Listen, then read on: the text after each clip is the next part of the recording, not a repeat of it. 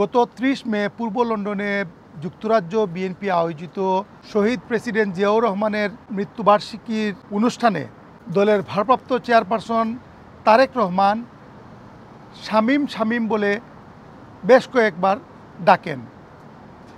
তার এই ডাকটি সে সময় খুবই আলোচিত হয়। আমার পাশে সেই শামীমকে আমরা এখন পেয়েছি।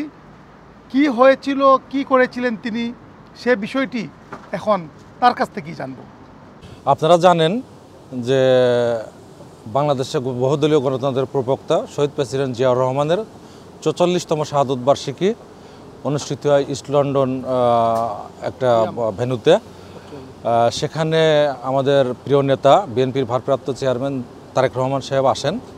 আসার পরে মিলাদ অনুষ্ঠিত আয়োজন শুরু হয়। মিলাদ শেষে আমাদের ভারপ্রাপ্ত চেয়ারম্যান বক্তব্য রাখেন।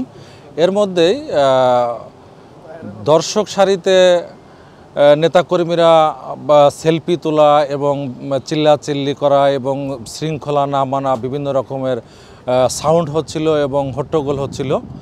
এক পর্যায়ে আমি ভারপ্রাপ্ত চেয়ারম্যানের যেখানে বক্তব্য দিয়েছিলাম স্টেজের একবার সামনেই ছিলাম।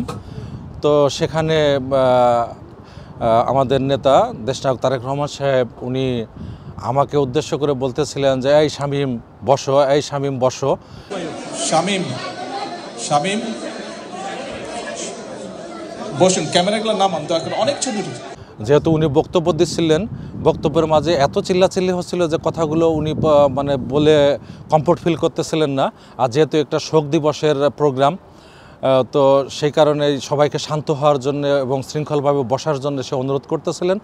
এবং যখন শুনতেছিলেন না তখন লিডার আমাদের দেশনায়ক তারেক রহমান সাহেব বলতেছিলেন যে শামীম বসো এবং সবাইকে বসাই দাও। তখন আমি সবাইকে বসাই দিই এবং আমি নিজেও বসে যাই। উনি আপনার নাম কিভাবে জানেন? আপনারা জানেন আমি বাংলাদেশ জাতীয়তাবাদী ছাত্রদল রাজীব আকরাম কমিটি কেন্দ্রীয় সংসদের সহ অর্থ সম্পাদক ছিলাম। আমি সাবেক ঢাকা মহানগর মোহাম্মদপুর থানা ছাত্রদলের যুগ্ম আহ্বায়ক ছিলাম। আমি 2019 সালে এখানে আসি। আসার পরে এখানে ভাইয়ার সাথে দেখা করি আমাদের ভারপ্রাপ্ত চেয়ারম্যান স্যারের সঙ্গে, এবং আমি